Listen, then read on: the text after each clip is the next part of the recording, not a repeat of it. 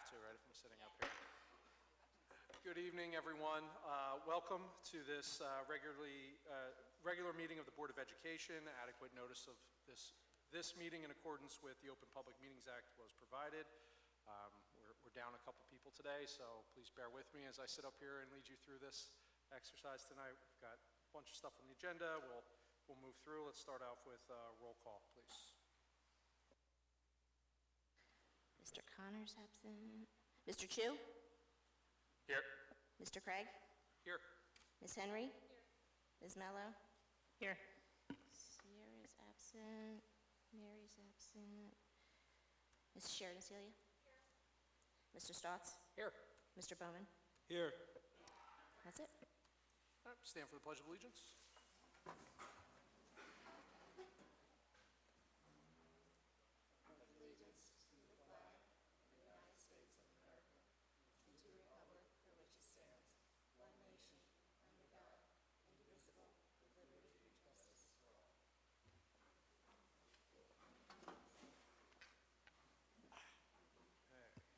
There is no executive session at this time, so we will move into our first presentation, which is a sneak peek at the upcoming performance of Matilda Jr.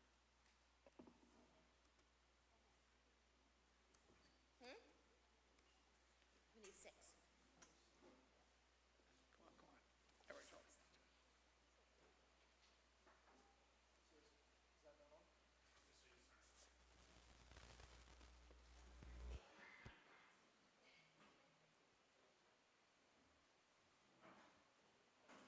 Check.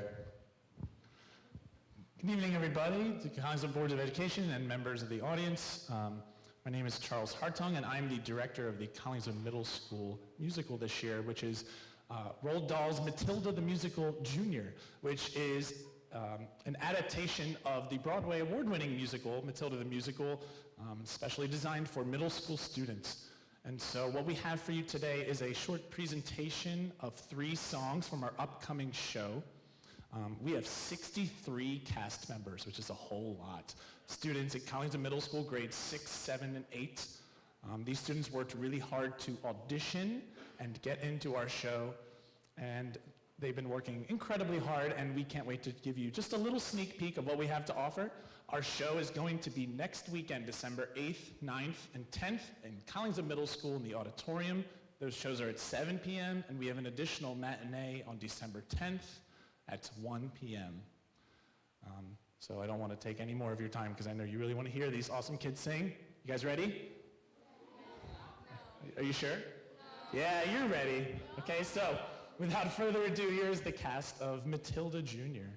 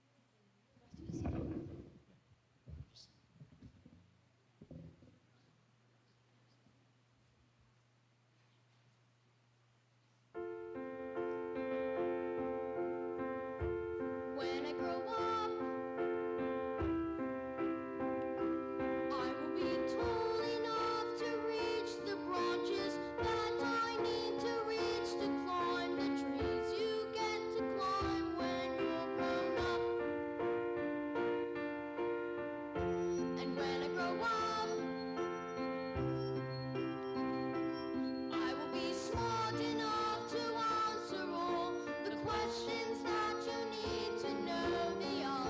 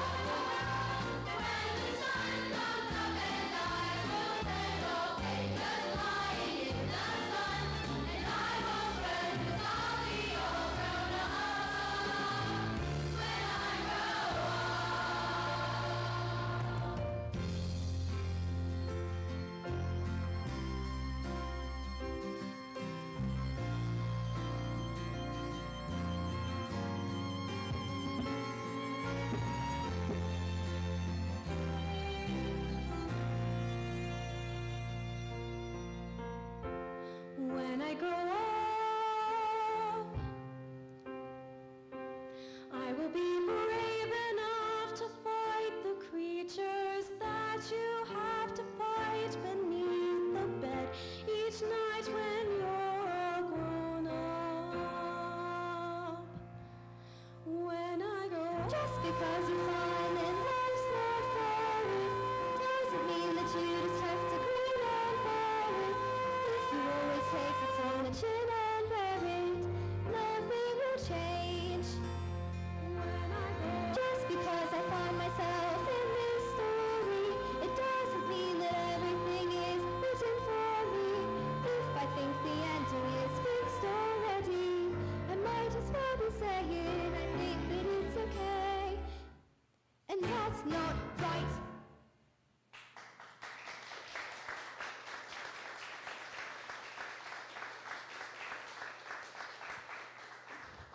Why, you maggots! Do you think I would allow myself to be feared by you vile, repulsive, malicious little sinners? Did you? What kind of society is there without rules, Miss Honey? I believe Matilda Wormwood is an exception to the rules. An exception to the rules in my school. Look at these trophies, see how my trophies gleam in the sunlight, see how they shine. What do you think it took to become English hammer throwing champion in 1969? Do you think in that moment when my big moment came that I treated the rules with casual disdain? No, no, no, no. If you want to throw the hammer for your country, you have to stay inside the circle all the time. And if you want to make the team, you don't need happiness or self-esteem. You just need to keep your feet inside the line. Sing, children! 2, 3, 4! You want to throw the hammer for your country. You have to stay inside the circle all the time. And if you want to teach success, you don't use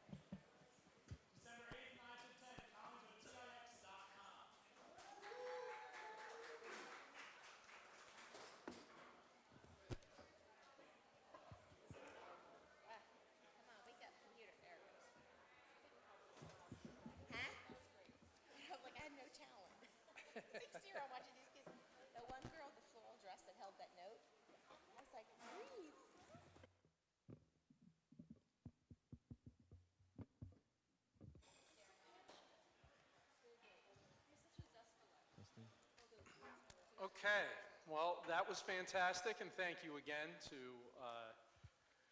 all the students that came out. It was, yeah, a lot more energy than we're used to at the school board meeting. So let's try to follow that up with our elementary programs update. Ms. McPartland and Ms. Floyd. Testing, testing.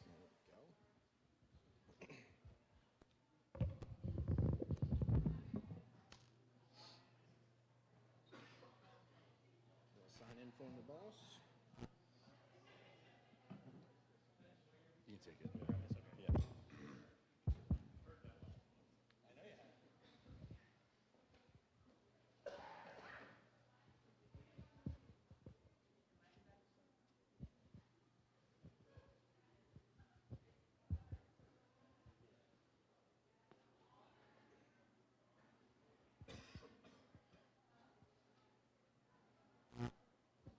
All right, good evening, everyone. So we were just saying, I guess we have a tough act to follow tonight. We won't be doing any singing or dancing, but we are here to provide some updates on our elementary programs and highlights. My name is Matt Jen. I'm the principal of Zane North. And I'm going to talk a little bit tonight about our new elementary math program, Into Math. We started using this program this year. We're really excited about it. Our teachers got some training right off at the beginning of the year in September. The Into Math company provided the training for our teachers, and they've done a really nice job of getting it up and running with their students in our classrooms. What I want to talk specifically tonight about is some of the online reporting features that the program provides that, again, we're really excited about because it really assists us in using data effectively to support our instruction, to drive our instruction. Up on the screen is a sample report. It's called the Into Math Growth Measure. This is an assessment that our students will take 3 times a year, beginning of the year, middle of the year, and end of year. So the students have taken it so far at the beginning of the year. And what you're looking at now is a sample classroom report. So the teacher can use this report for a couple of things. So if you look at the top bar there, after the kids take the assessment, they could tell which students are performing above level, on level, which students are approaching level or below level or far below level. So that really gives them some good quality information right at the outset of the year that will assist them in their planning. And furthermore, as you go down, it will drill down into specific math domains, so numbers, operations in algebra, measurement data and probability, et cetera. This report can tell the teachers how the students did in those specific domains of math. So it gives you, again, a breakdown of how the students are doing above level, on level, approaching, et cetera. Students can use that or teachers can use that in a couple of ways. One way they can use that is for grouping in their classroom. They might want to group some of the stronger students together, or they may want to do more hybrid grouping where they have some of the students who are excelling work with some of the kids who need support, so now they can have kids working together to support each other. Another interesting report that we're able to use with this is the assessment report. So there are many different kinds of assessments that the teachers can give online directly through Into Math. And they can then generate this report where in the top right, that bar graph represents all the different assessments that a teacher in one classroom has given so far with Into Math. And again, the color coding can tell you on which, on each assessment, on average, how the kids did.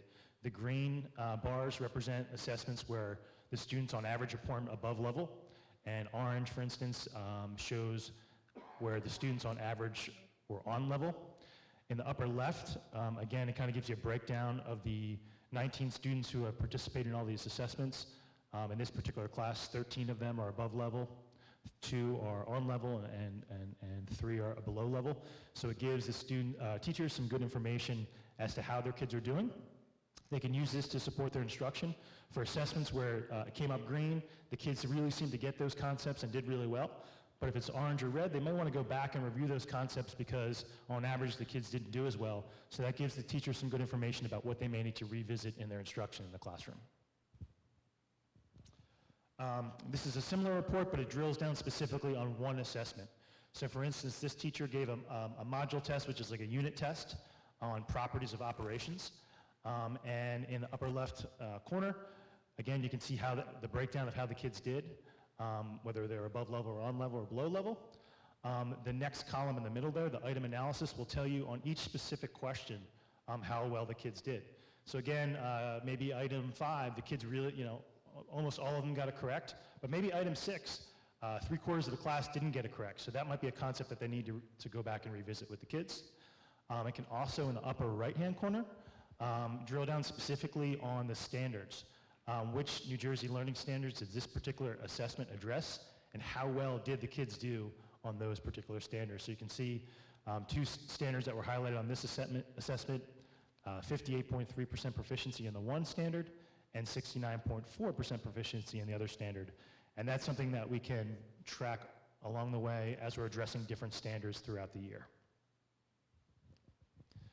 One of the reasons why we're excited to be able to use this kind of data is that it gives us a nice frame of reference when we're looking at state testing data. So all the data I just showed you is local classroom data from our in-house math program. This is an example of a state report. The state, over the last couple of years, kids have been taking what's called the Start Strong assessment. In elementary school, it's grade 4 and 5. And this is an example report from this fall's administration of the Start Strong. And it's a grade 4 report, so it kind of breaks down for each question which standards were addressed, which reporting concepts. Was it multiplication, division? Was it fractions? Was it operations? And then it tells you how well our students did. So for instance, if you look at question 3, it addressed the multiplication and division standards. 90% of those students in that grade level got that question right. However, if you jump down to, let's say, question 13, that's a question on fractions. Only 33% of the students got that question correct. So as we're planning instruction into math, we can use this to really, again, drive the instruction that we're doing based on how the students are performing. And what we're finding is we're having periodic data team meetings in our classrooms with some district leaders and some building-based leaders as well. And what we're finding is there's a nice correlation between how the kids did on Start Strong and how they're doing on Into Math, which really, again, helps us to drive home the necessary instruction that will help our students improve. So again, we're very excited about the ways that all the different features, we're still certainly learning more about Into Math as we go, but so far we're really excited with what we're seeing, and we think we're excited about the future use of the program. I'm going to pass it over to Mr. Kulak.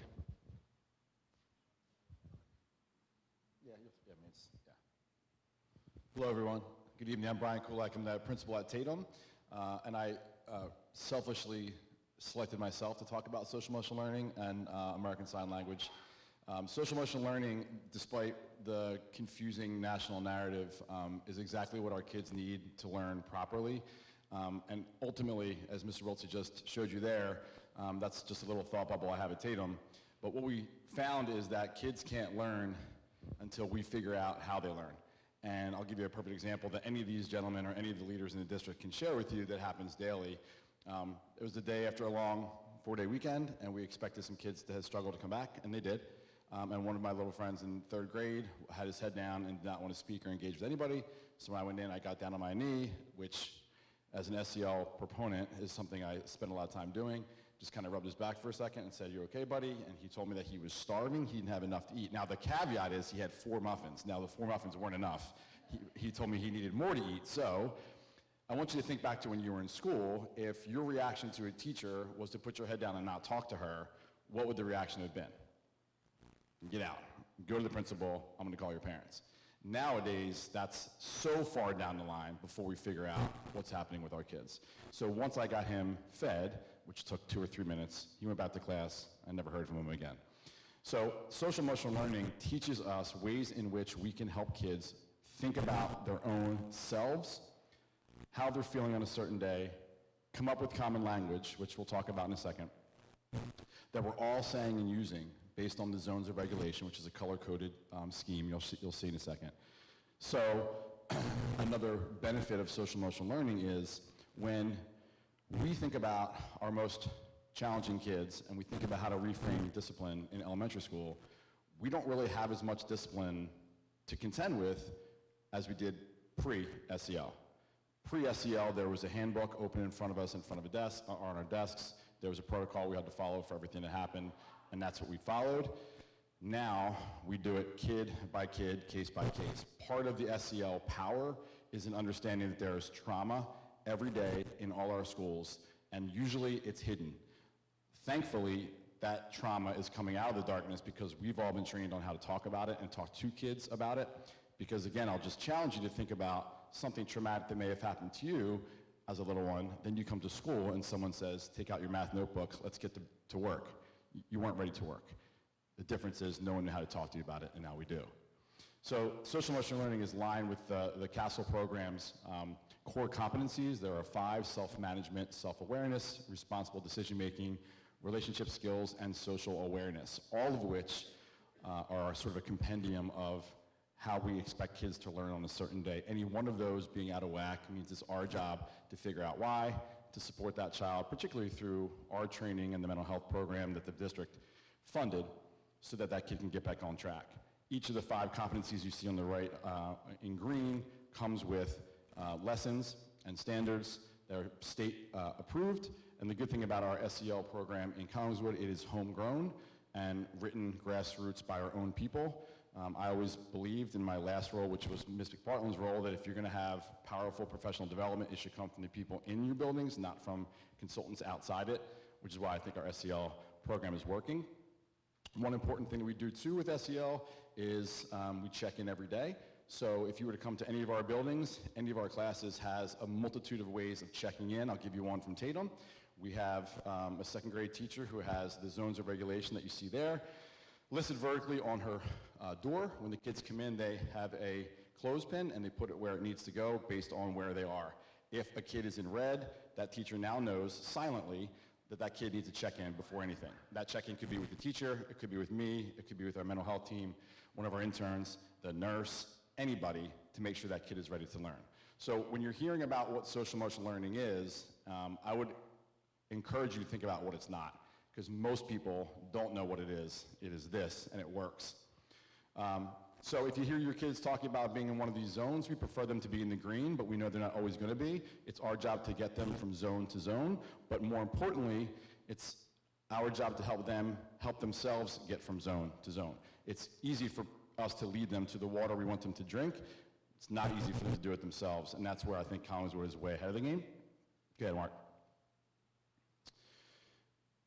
ASL was actually something we were really excited about. In response to our Spanish teacher, Senora Ruiz, retiring, we found that we had no candidates for Spanish as a replacement. So Ms. McPartland and I were talking one day about what it would be like and what it would take to bring ASL, American Sign Language, to Collingswood.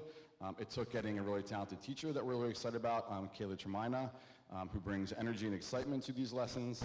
And the thing about American Sign Language that's a little bit different than what you're probably used to as a world language is it touches on multiple modalities. So if you came into any of our buildings and watched her teach, it would be silent for a large part of that. I'm not going to explain to you why, but it's important that you understand that because the kids are signing throughout. And then there is time for the kids to speak and talk about what they learned after learning all the hand motions and signs. And through her ability to teach this in an engaging way, whether it's silent or not, it promotes that social awareness that we listed there at the bottom.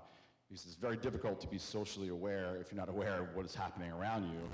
Sign language kind of inherently makes you that aware, and I think at Tatum, I'm sure these guys can talk about it too, they are very engaged with it. They were taught at Tatum, our motto is we were all connected, so one day they all came running up to me because Ms. Tremina showed them how to sign we were all connected. And that never happened in Spanish. That never happened in Spanish. Go ahead, Mark. And with that, on to Mark and health and physical education.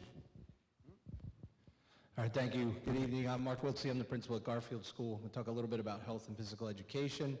This is the first year that we have 3 full-time staff members on the health and physical education team at the elementary level. Mark Peters is sharing his time between Garfield and Newby. AJ Calderon splits his time between Sharp and Zane North, and Matt Woods is brand new. He is full-time at Tatum. So we are very grateful for that. One of the things that we are working on this year, it's probably going to be a 2-year process, is we are working with Dr. Hodges, that is him in a picture. It's a curriculum partnership where there are new state mandates that he's helping us take a look at what we currently have. As we move from Rubicon into chalk, he is helping us take a look at what we currently have and where we might be missing the mark. He's also working with our team to help us take a games-based approach to the physical education lessons and also talk a little bit about active health. So I put a couple videos in here if you want to click on that one. This is long. We're just going to watch the first minute. Just if you wouldn't mind. Hopefully there's sound. Just the first minute.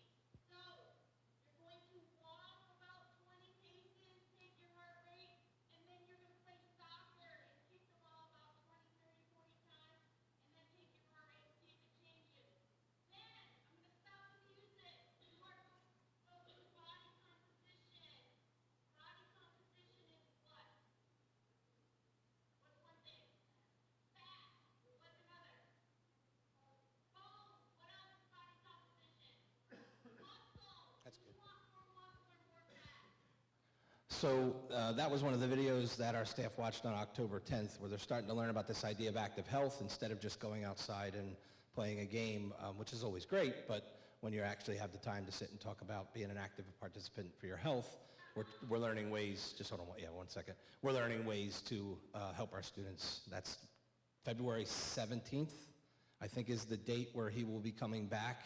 And between now and then, we're going to take a look at some of the state mandates that we need to address, but on February 17th, when we have our in-house PD with Dr. Hodges, he's going to be working with our team, and the core conversation is going to be about active health. So we also talked about game-based activities. So on the left here, if you wouldn't mind playing that one, this is at Sharp School. This is a game called Toss and Build.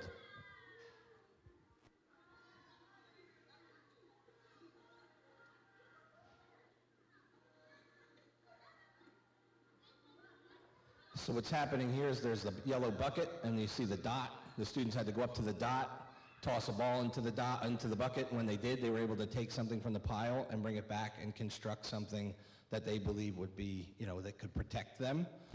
So that was what was going on in that activity. That's something that they worked with Dr. Hodges. That was called Toss and Build. And then the other one on the right here, this is at Tatum School. This is a game called On Guard, where the goal is to try to hit the other person's shoe. And if you hit the other person's shoe, you then have the opportunity to have them do 3 push-ups or 3 burpees. So we are definitely upping the instruction that is going on at the elementary level. And like I said, this year, we're taking a look at the curriculum and trying to see where we need to, to address some of the new state mandates that came out. And then as we go through that, next year will be mostly curriculum writing, okay? Thank you so much for your time. I'm going to turn it over to Doug. So I actually played that game with the noodle with the kids during recess. I was doing it. I was getting them. I was killing them. All right, my name is Doug Newman. I am the principal of Sharp Elementary. I'm going to talk a little bit about our art program. This year we have a new teacher, Susan Emanuel. When we were looking for someone to represent art, we were looking for that person who was going to bring back the excitement. We felt like, all of us felt like the program needed a breath of life. It needed more, just someone who would get behind it, own the program, and just run with it. And Miss Emanuel is running with it. So some of the focuses for this year for her, that she discussed with me would be to bring back that excitement. We're pushing for that.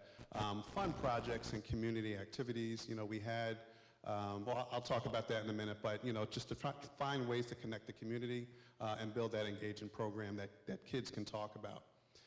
Some of the class activities that she had thought about was to actually just small tweaks. What can we do outside? What types of activities can we do outside? Inside the classroom, art is nice. Outside the classroom, art is phenomenal, right? Kids, they go outside, they're inspired, they see, and they can just get to work. So whatever it is that she decides to work on, taking it outside just makes it, a little different. But that's just one way that she wanted to keep it fresh and keep it fun and keep it interesting.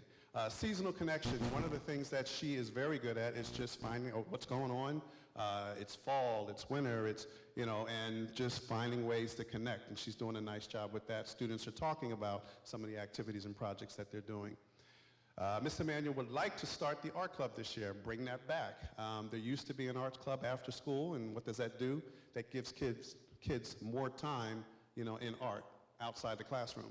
So being able to do it after school, being able to do it during recess, it hasn't happened yet, but this is something that we're working on. We'd like to see. If it doesn't happen this year, we're looking to bring it next year, but this is her push. Just some of the activities, once again, as far as the curriculum is concerned, she took a look at what we had and, tried to find those ways just to make it more interesting. So being able to do a piece like, Bouquet of Peace from Pablo Picasso, take it outside and do it, do it in a different way. And it's just some of the work examples that the kids were doing. Very nice job that they had, and they had a lot of fun doing it. Another thing, again, put some chalk in the kids' hands, allow them to go outside and do that same thing. Again, they're having fun, they're enjoying it. I know as a kid, that was one of the classes as far as art was concerned, I enjoyed. Why? It was just different. Teachers, the teacher owned it. It allowed me to express myself a little, a lot easier, as far as being able to draw and everything, but being able to just do something different as far as the day is concerned and be creative and exercise those young, creative, budding, skills, that's what we're pushing for our students. One thing that she would like to bring back and we're pushing is for this art festival to come back, so it's been going for the last couple of years for obvious reasons, but this year, Ms. Emanuel's going to run with it, and she's going to bring back the art festival. So yay for us. The high school, I used to be at the high school, it used to be, oh my gosh, what is all this artwork? But it was nice. It really was nice. When you saw all the artwork displayed in the hallway and in the cafeteria, it was phenomenal. It's just that Matt and I always talked about, this stuff on the floor. You guys come get your, come get your artwork.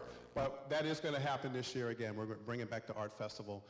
One thing that she wants to do this year, which I'm really excited about, is something called Mystery Artists. So as you know, Collingswood is rich in artists. We have folks that just can do it all. And Susan Emanuel is connected to that community within Collingswood. So she's able to tap the shoulder and bring that classroom and community connection together. Having folks come in to, talk about what it is that they do, as well as, have students be able to work on some projects. I really look forward to that. You're gonna see a lot of pictures when I'm tweeting on that one. Holiday fun. Again, it's the holiday season. One of the things that she'd like to do is to take all of our mascots, have kids create an ornament, now they can take it home. It's just one more way to connect, as to what's going on, currently and have some fun with it.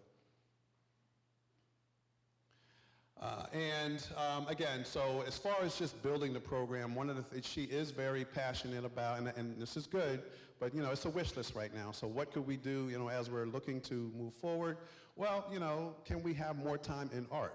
That's one of the things that she keeps bringing up, and I'm listening. Can we have more time in art? It's just a wish list. Nobody get nervous. All right, but how can we do it? Well, a possible second teacher, who knows? You never know, but that's more opportunity for kids in art. Can we increase the time? Again, something to talk about, but it's, her thing is, and I understand, can we find ways to make this one of the better programs in the area? What are other districts doing, and, how can we make our program the best? And I love where that is coming from. Art trips, I really love this one because we can go down, into town. There are things for kids to see. Can we take art walks and art trips? I love that idea. This is something she's bringing up, and I'm definitely on board with that. And then just overall curriculum writing. Try and find ways to bolster it and make it hers and own it. Miss Emanuel is owning the program, and I love it. It's going to make life a lot easier, and you'll see a better elementary art program with the push that she has.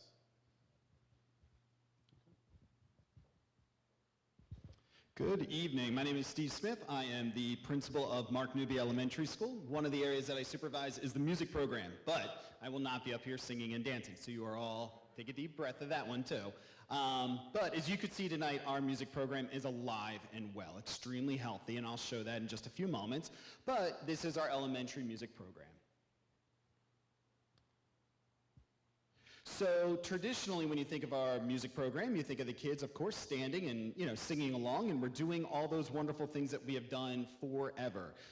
Students are working on their performance standards, their connecting standards, they're embedding them in everyday activities. However, we did pilot previously the Quaver music program, which we're now embedding into our curriculum this current year. So the students not only have the opportunity to do traditional singing, dancing, performing, they also have the opportunity to use a little bit of technology to create their own music. They learn a little bit about jazz music, and then they get to design and make their own jazz music.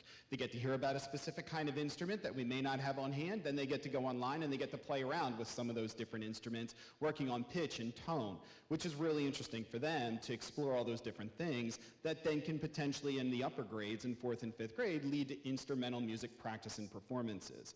We are looking forward to this year having after-school clubs return again for the entire district to participate in, such as district choir, district band, and district orchestra, which many of the students that were up here earlier tonight participated in.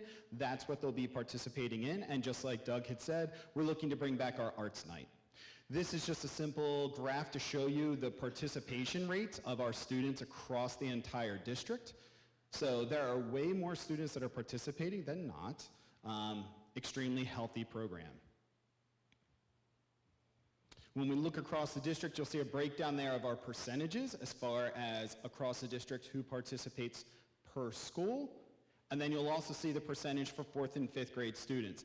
Naturally, for 4th grade, the percentage is a little bit higher. A lot of students initially want to take that instrument. A good amount of those students do carry over into 5th grade. Once they realize, the time commitment, my son included, many people start out taking that instrument in 4th grade, and they're like, oh, I'll practice every night of the week. And then you realize, there's other things that go on too. But we still have a very healthy rate. If we look back, and I'm going to pull it up, if we look back at historical data, this was kind of interesting. My team and I try to meet as much as we can, at least each month. In 2018-19, we had 129 students participating in our program, and at the time we thought that was extremely healthy. We saw them all up on the stage at Arts Night. We are overwhelmed by the numbers. We thought that was great, and it was. 2021, so we're going to jump ahead. We're going to forget a couple of those years in the middle there, but we're going to jump ahead to 2021, 2022 last year. We went from 129 before, which was strong, to 168. This year, we have 181 students participating. So when we talk about healthy numbers, our program is growing and growing quickly, and it's growing strong. For this one, you can see I'm partial to the alto saxophone up there, but you can see the breakdown that we do have here. A lot of students do start out with the violin. That is, of course, one of the more popular ones. It's a traditional one. But you can see the part that's broken down by each of the instruments. You can also see that we have 27 music scholarships that are out there. So you see occasionally out in our public communications, we're asking for donor instruments. We take those donor instruments in. My team, not me, but my team who know exactly what they're looking for, try out the instruments, try and repair the instruments.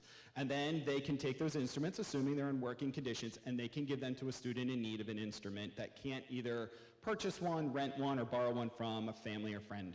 So we have 27 scholarship instruments that we're able to provide to students that otherwise wouldn't be able to participate in this program. So across the district, we feel as though we're making a really good stride in the arts movement.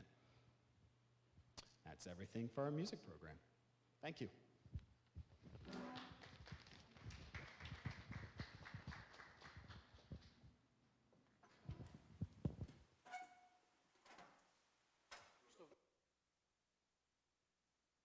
Now, I just wanted to thank you all. I appreciate you taking the time and sharing all these updates. It's great to see smiling kids that are enjoying what they're doing, but then the opportunities to learn, to grow, experience different things it's what this is about. So I appreciate taking some time to share some of that. We don't always get to hear about the fun stuff that's happening, and when I ask what's happening at school, I don't hear about any of this. So that's when I ask my kids, not when I ask. So thank you again, Jim. Thanks.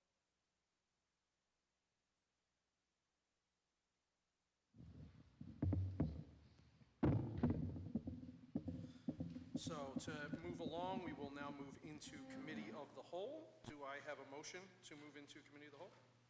So moved. And a second? Second. Thanks. All in favor? Aye. Thanks. So today, just a reminder, Committee of the Whole is an opportunity for board members to ask questions and bring up some topics that maybe aren't on the agenda. We're going to hear an update first on how the budget is going and where we are with that process from Dr. McDowell, and then save some time for some other questions as well that we may have. Let me turn off the fans. I'll do it. I appreciate the feedback.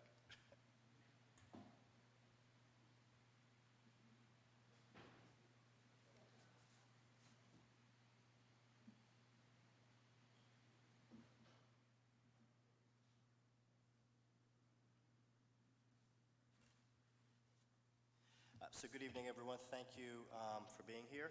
In terms of budget is actively underway. All schools will be submitting their first round budget requests before we go home for winter break. December 19th is the day. Since the beginning of October, schools have been engaged in the important work of assessing their needs, communicating and identifying their priorities between students, faculty, and families, and then putting their best foot forward. We are using a similar approach to last year. The concept in the professional world is known as zero-based budgeting. In the school world, it is equity-based budgeting or student-centered budgeting, where you are focused on identifying what your needs are in the future based on data, based on previous performance, and you're not necessarily rolling over your budget from the previous year because your needs are going to be significantly different. Every school has been trained in this philosophy now in year 2, and technical assistance is being provided on an ad hoc, as-needed basis when schools have hiccups in their approach. We took additional steps this year by including our parent council in the same budget development conversation, as well as our faculty council, and we're encouraging schools to be more transparent in that approach. So some of that training included making sure that budgets that are being developed are aligned with the mission, vision, and values of the district and are consistent with the DNA of each school. We have prided ourselves for many years in what's called site-based leadership.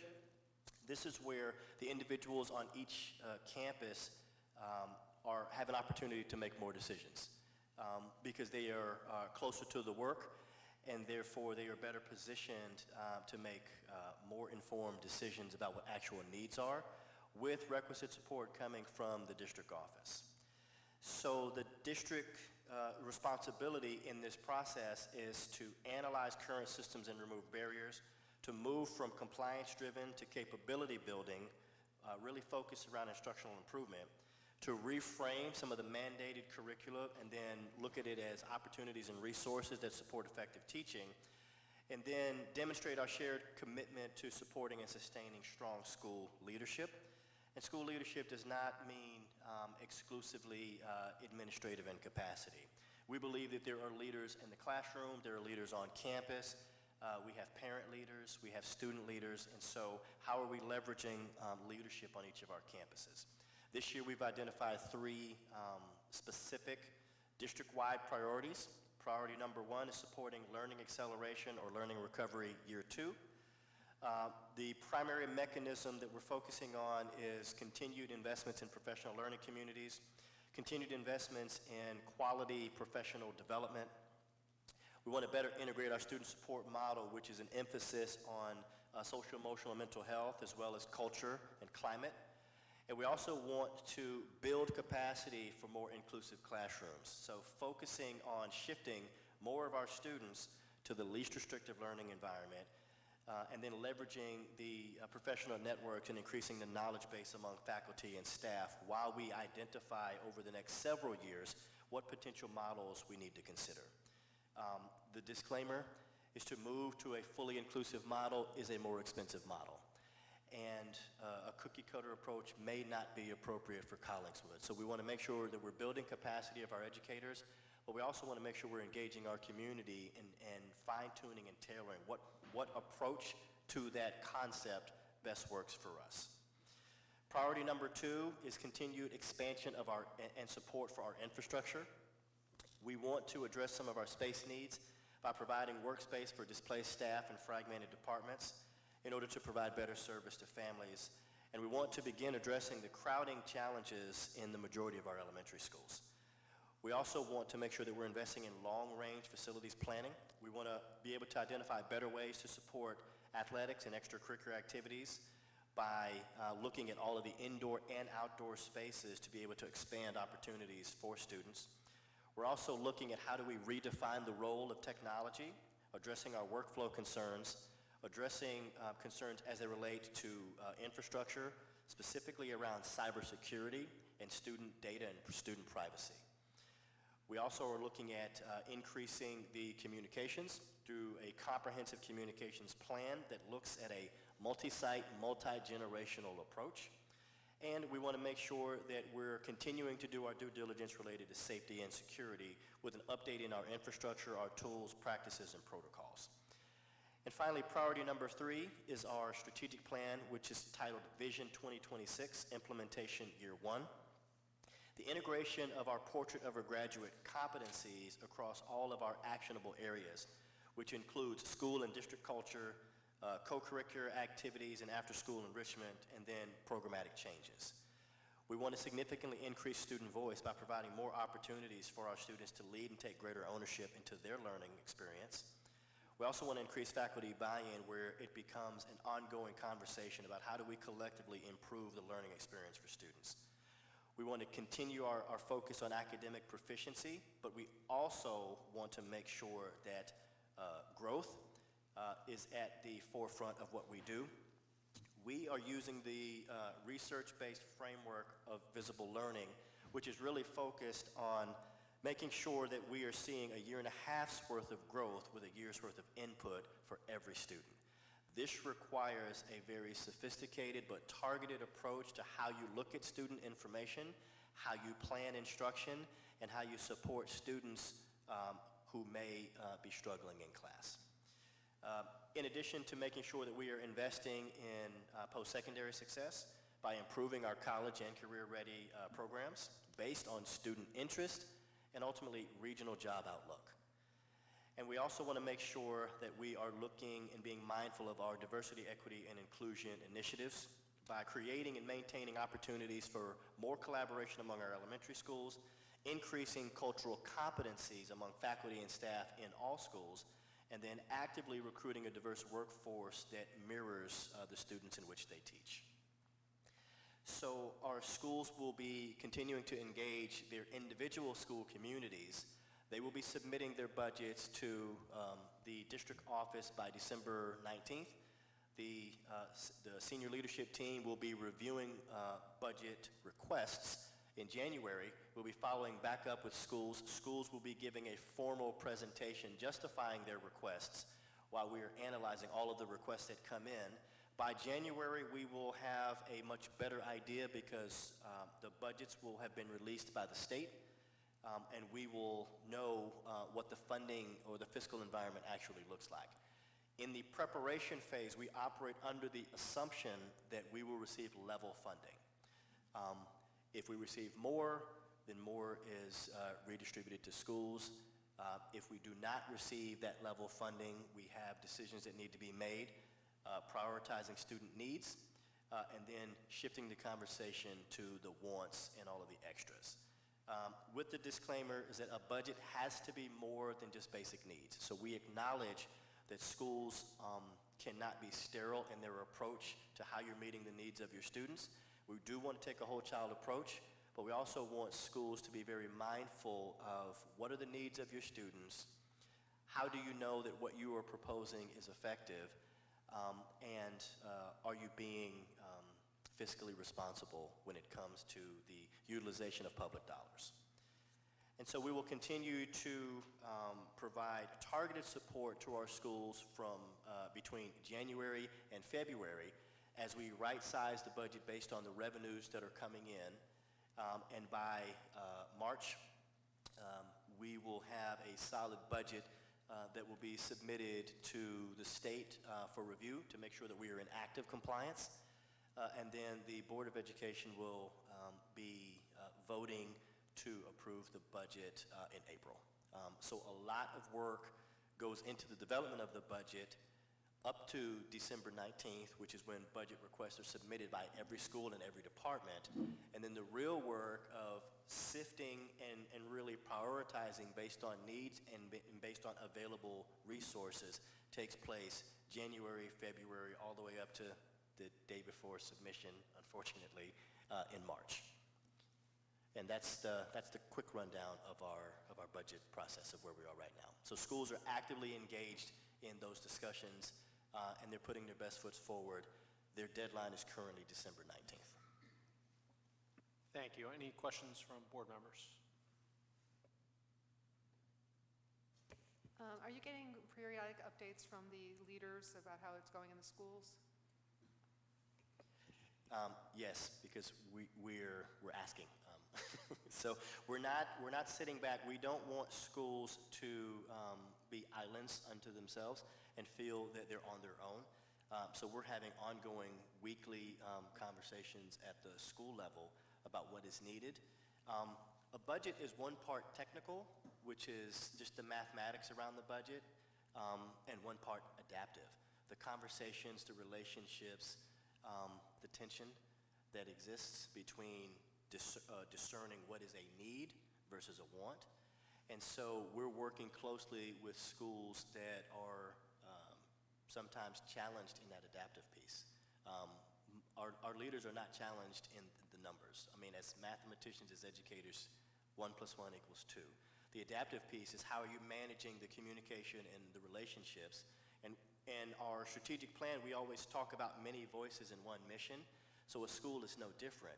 If there are 500 to 1,000 individuals that are providing input into the development of the budget, you might get 500 to 1,000 different interpretations of how funds should be spent.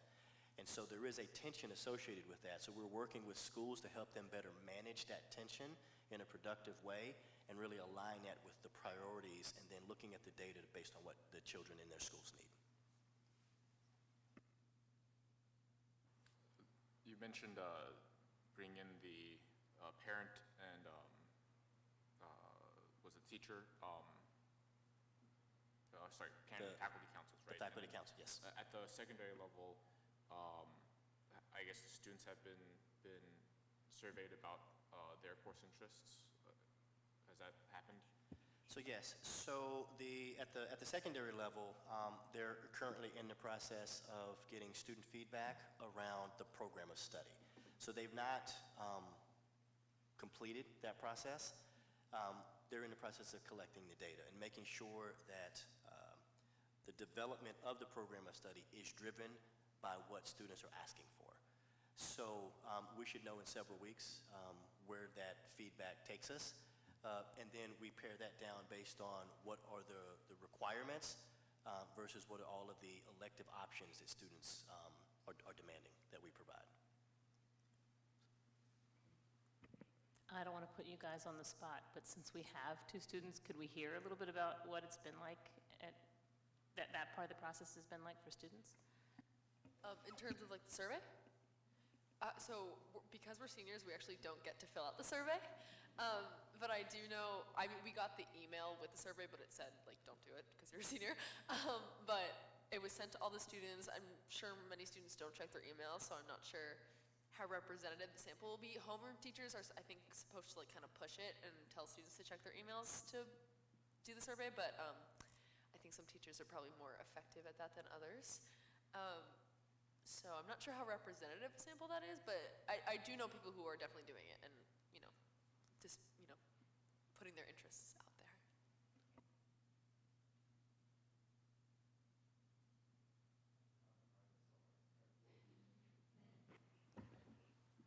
I have a question. So to piggyback off that, is there a way that you can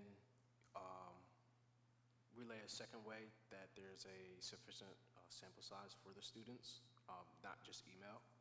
Because as they stated, not everyone checks their email, and you want to make sure every student has a voice in this matter. Well, the reality is every student is not necessarily going to have a voice because not every student cares. So one of the things that we're doing differently this year is we want to make sure that there's a significant enough sample.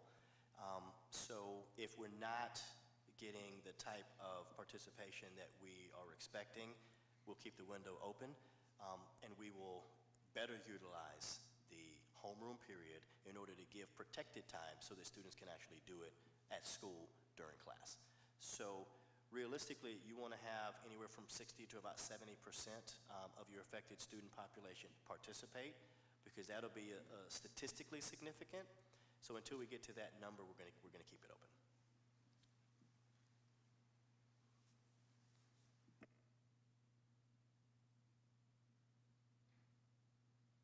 All right, thank you, everyone. I did a question opposite the budget. It was brought up, I believe, last month around the high school bathroom policy. Have there been any changes or updates to adapt to that concern?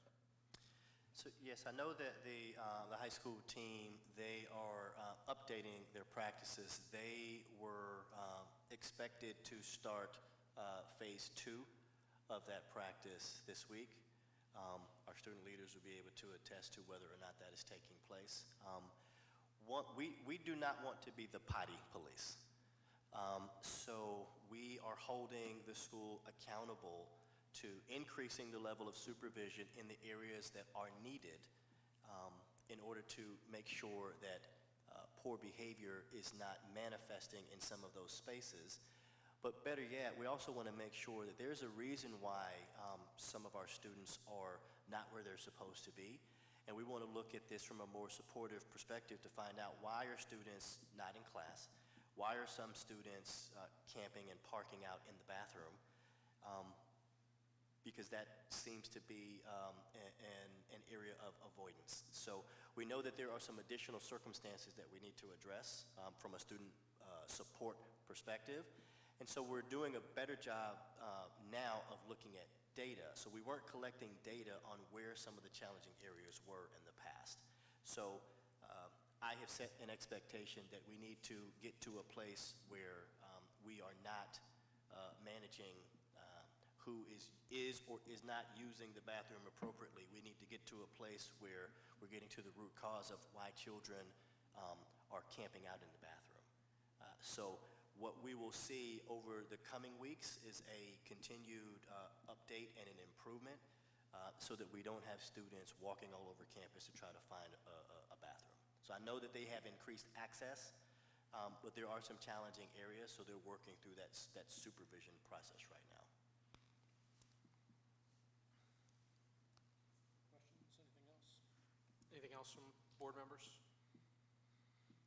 right, hearing none, do I have a motion to close committee of the whole? In a second? Thank you.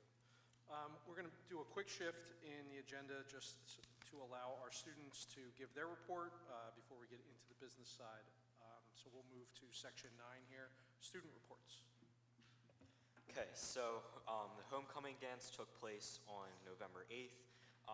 There were a lot of tickets sold. I think it was like one of the biggest sales ever. So we had to shift it from the cafeteria to the gym. That worked out really nicely.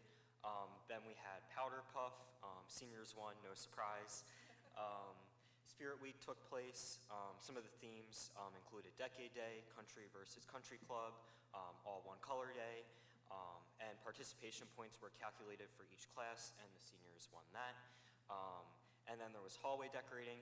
The theme was seasons, so there was spring, summer, fall, and winter. The seniors won the hallway decorating. It was winter. We had a snowman that had the face of our principal, Dr. Ostroff, on it.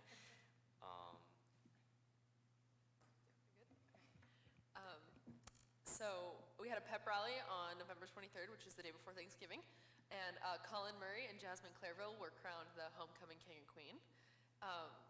Colin actually had a whole entourage of people with banners and signs, so I think everybody was really excited about that. The Collingswood Madrigals, which if you don't know is like the audition choir of Collingswood, sang at the tree lighting on the 25th, the day after Thanksgiving, and they have a lot of holiday events coming up, so keep your eye out for that. Winter sports are starting, so swim began last week, and basketball and winter track are beginning today. And lastly, we had a thank a staff member form passed around to the students via email, which allowed students to send messages of gratitude and thanks to their teachers, and we had a lot of responses, and a lot of teachers got really nice little messages, so I just wanted to include that little positivity at the end. so much. Any questions for our students? Well, you are free to stay, but also free to go. Thank you so much for your time this evening. So now going back to section 5, which is important dates. There are several that are listed in here, including a reminder for the dates where you can see the Matilda Junior at the middle school auditorium. Also other events just happening through the end of this month and all the way carrying us to the end of this calendar year. Moving on to section 6, routine business. I just have a minor question. I did notice that the dual enrollment presentation, dual credit, is from 4 to 9. Is that correct? Is it like an open house? Like someone will be stationed there for 5 hours, answering questions? That's on the 14th. That would be my assumption. Okay. Yeah. Just checking. No, thanks. Any other questions before we move on? Apologies. All right, routine business. A motion to approve the minutes from the October 24th board meeting. Do I have a motion? And a second? Second. All in favor? Aye. Thank you. Now we will move into our first opportunity for public comments. We ask that if you are to share a public comment, please stand, state your name and address, and keep your comments to 5 minutes or less. Purpose of public comment section is discuss items listed on the agenda. Additional, more general comments may be made later in the meeting. The public is reminded that attempts to resolve all concerns and complaints should first go through appropriate staff members and administrators.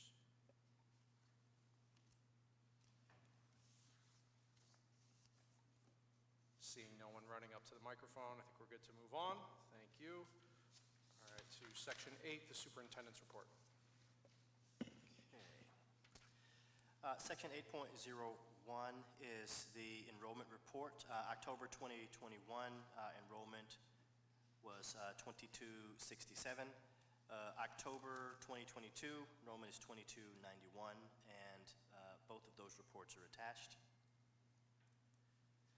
8.02 is the student safety drill report that is also attached. 8.03 is the suspension report, and 0.04 is the anti-bullying report. During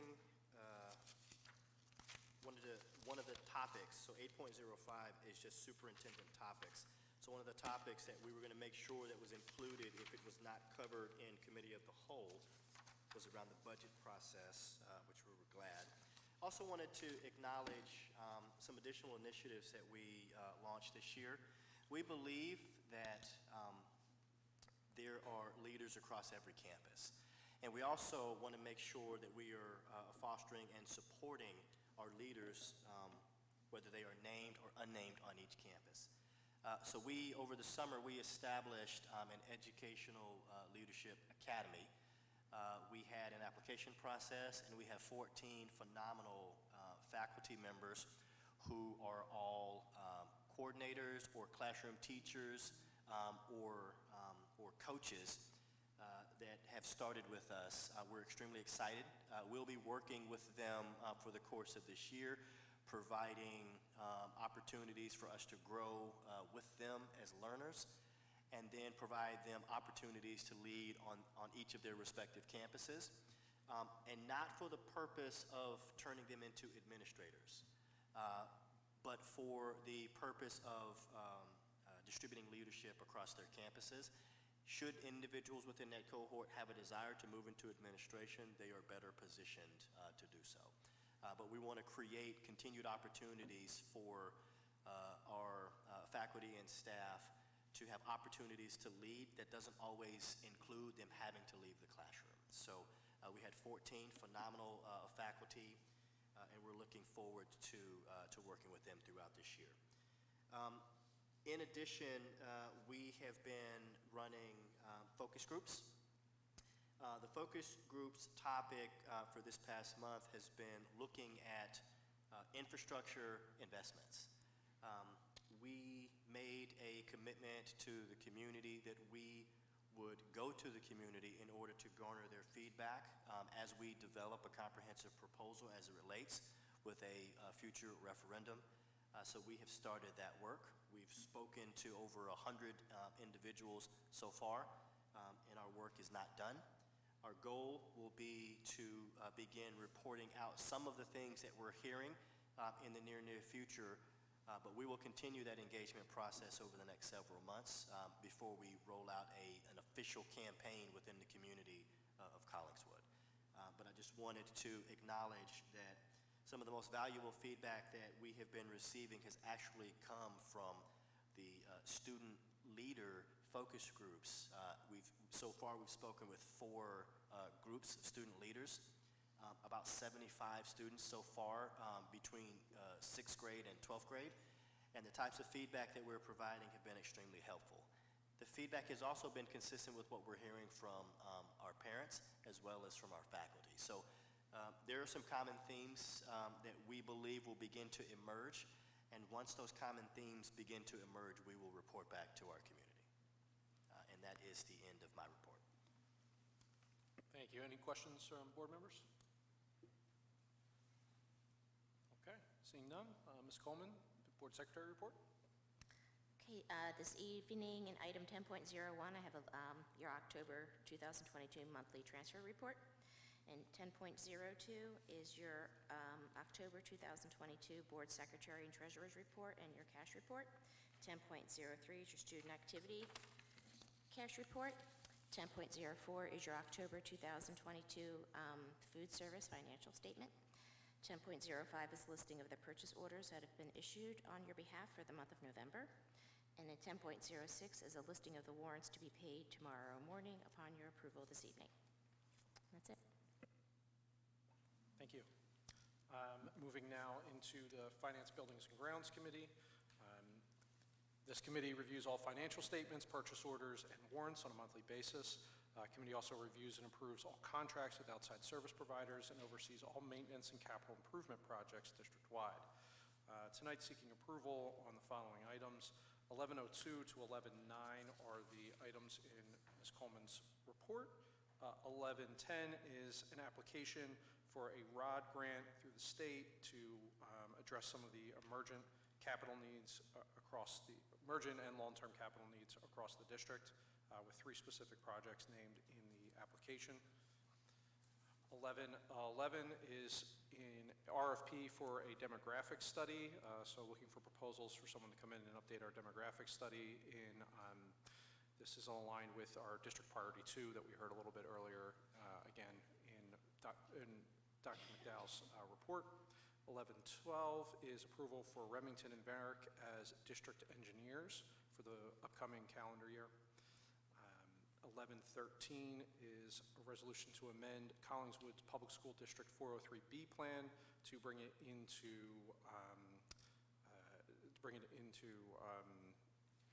the updated regulations, so making sure that it meets all the requirements there. And then 1114 is a facility use request for a celebration of life. So seeking approval for items 11.2 to 11.14. Do I have a motion? And a second? Second. Questions or comments? For a demographic study, what's the, I guess, estimated time in which it'll be completed and reported on? That kind of depends on the submissions. So tomorrow morning I'll publish the RFP. It has to be on the street for 20 days. So once we get the responses, I'll hopefully have a name for I doubt we'll make it for December, but maybe the January board meeting, I'll have somebody's name. Usually it takes 30 to 60 days. Okay. Because there's usually a lot of legwork is needed by the district. We have to give them a lot of our floor plans and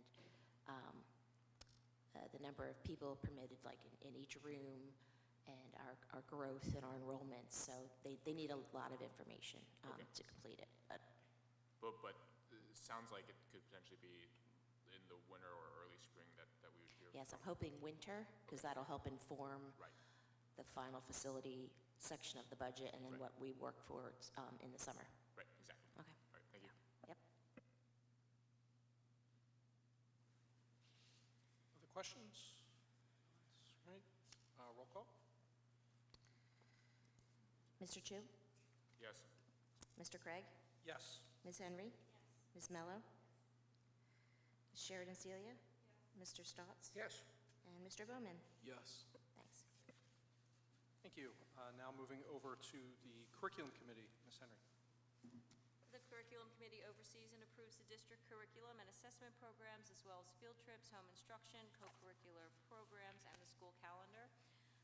Items 12.02 and 12.03 are elementary and high school field trips, of which there's none. 12.04 is for 2 middle school overnight field trips. Items 12.05, 12.06, 12.07, and 12.08 are out-of-district and/or home instruction placements as needed for students. Item 12.09 is healthcare services for a student in need of a one-on-one healthcare during the day at school. Item 12.10 is our required preschool plan and projected enrollments for the upcoming year. And tonight, the Curriculum Committee recommends your approval of items 12.02 to 12.10. Thank you. Do I have a motion for approve? And a second? Roll call, please. Or questions and comments? Sorry. Jump. I guess I was going to bring up that in the Curriculum Committee, we did discuss with the overnight field trip I guess the question around cost, because it is, I think, $220 per family for students wishing to participate. And I think we learned that the middle school works with the PTA to help families with need. And hopefully, I guess going into the future, if there's additional support that's needed there, I guess we can hear about it to maybe find out ways in which we can add more support through the community or so forth, so that students who wish to attend that overnight trip can, regardless of family means. Thanks. Any other questions, comments? Okay. Roll call, please. Mr. Chu? Yes. Mr. Craig? Yes. Ms. Henry? Ms. Mello? Mrs. Sheridan Celia? Mr. Stotts? Yes. Mr. Bowman? Okay. Moving on to Personnel Committee, Ms. Sheridan Celia. The Personnel Committee reviews all recommendations for teaching and staff employment, considers co-curricular employment, and all professional development opportunities for staff members. This evening on the agenda, items 13.02 through 13.05 are staff resignations, faculty and staff resignations. 13.06 through 13.09 are FMLA and New Jersey FMLA requests. Items 1310 through 1312 are requests for unpaid leave. Item 13.13 is a revised FMLA. There's a transfer at item 13.14. And there's a revised contract for a social work intern at 13.15. 13.16 through 13.19 are approvals of new faculty members. 13.20 is for the approval of a level 1 technician. 13.21 through is an appointment of a STEM long-term substitute. There's an additional long-term substitutes at items 13.22 through 13.24. 13.25 is the approval for the hiring of a preschool induction coach. 13.26, the approval of a substitute custodian. 13.27 is middle school PLC leaders. 13.28 are new high school permanent building substitutes. Items 13.29 through 13.32 are approval of various extra duty pay stipends. 13.33 is the approval of teachers to staff Saturday school. 13.34 is a listing of new substitutes and tutors. There is a travel expense form at item 13.35. And this evening, we're looking for approval of items 13.02 through 13.35. Thank you. Do I have a motion? So moved. And a second? Okay, questions or comments? I have a question on item, I think 13.14, which is the transfer.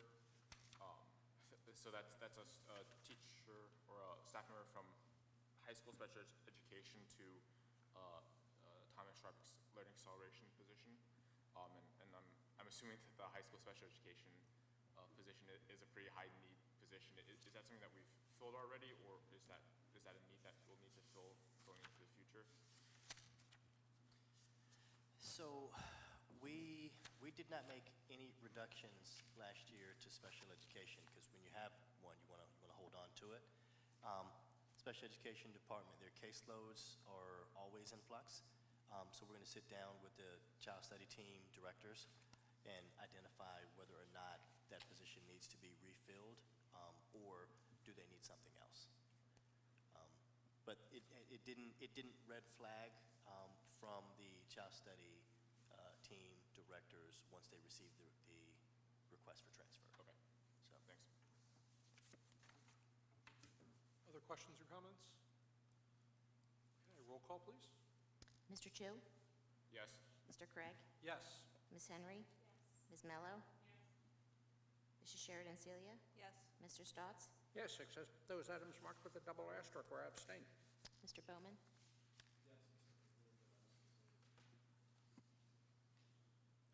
Section 14, Policies and Regulations Committee, there's nothing new added here, so we're going to move on to Section 15, Miscellaneous, which is the HIB report. I do need a motion for approval of previous month's report. Do I have a motion? So moved. And a second? Second. Any questions or comments? All in favor? Aye. All right, thank you. And now that brings us up to Section 16, our second opportunity for public participation. Again, please stand, state your name and address, and keep your comments to 5 minutes or less. Public is reminded that attempts to resolve all concerns and complaints should first go through appropriate staff members and administrators. Okay, seeing no public comment, I move to adjourn. Do I have a motion? And a second? All in favor? Aye. Thank you, everyone. Have a great evening. Happy birthday, board member Fiona. Yeah, a motion to sing happy birthday to Senator.